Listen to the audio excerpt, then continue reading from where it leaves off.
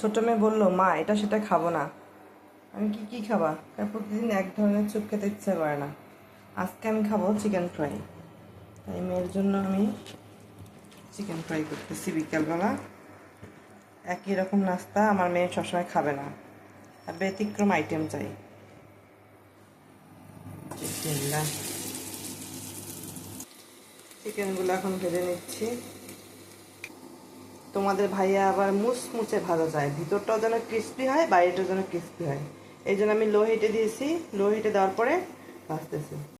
আমার চিকেন প্রায় ভাজা হয়ে এসেছে, স্যুপটা প্রায় হয়ে এসেছে।